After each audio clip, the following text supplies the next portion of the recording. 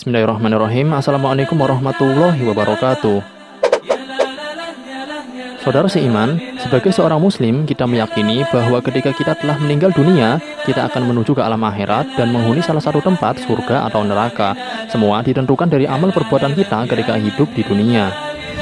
Siapa yang beriman dan beramal soleh, maka akan masuk ke dalam surga. Dan siapa yang enggan, maka akan masuk ke dalam neraka. Dan ternyata, dengan menjadi seorang muslim, sekalipun kita memiliki banyak dosa, dan seandainya naudzubillah harus menebusnya di neraka, kita tidak akan kekal di dalamnya. Mengapa demikian? Ini dia ulasannya. Tonton terus video ini hingga selesai agar tidak salah paham. Tapi sebelum lanjutin videonya, bagi kamu yang belum, jangan lupa untuk klik tombol subscribe dan aktifkan notifikasinya, serta like untuk mendukung channel ini agar terus menyiarkan syiar Islam. Hadis dalam hikayat kedua dalam kitab Al-Mawaid Al-Usfuriyah mengisahkan hikayat yang diriwayatkan dari Abu Musa Al-Asy'ari radhiyallahu anhu mengenai percakapan sesama penghuni neraka. Rasulullah SAW bersabda, ketika penduduk neraka berkumpul di sana bersama orang-orang Islam yang ahli maksiat, maka orang kafir berkata kepada mereka, orang Islam yang masuk neraka, kalian ini orang Islam? Dijawab oleh mereka, ya, kami Muslim. Mereka berkata lagi, ternyata Islam tidak menyelamatkan kalian.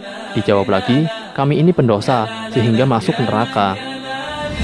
Mendengar hal tersebut, Allah Subhanahu wa Ta'ala murka kepada mereka yang kafir. Setelah itu, dengan karunia dan rahmatnya, mereka yang di dalam hatinya masih ada kebaikan, maka ia akan dikeluarkan dari neraka.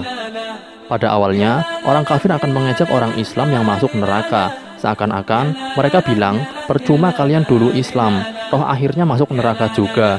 Namun, pada akhirnya, mereka akan menyesal setelah tahu bahwa orang Islam yang mampir ke neraka, akhirnya akan dikeluarkan oleh Allah Subhanahu wa Ta'ala.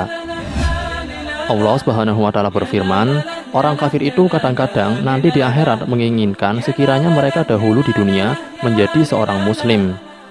Al-Quran Surat Al-Hijr ayat kedua. Wallahu a'lam bishawab. Saudara seiman, mari bagikan video ini ke semua sosial media kalian, karena sabda Nabi Muhammad SAW, sampaikanlah dariku walau hanya satu ayat. Wassalamualaikum warahmatullahi wabarakatuh.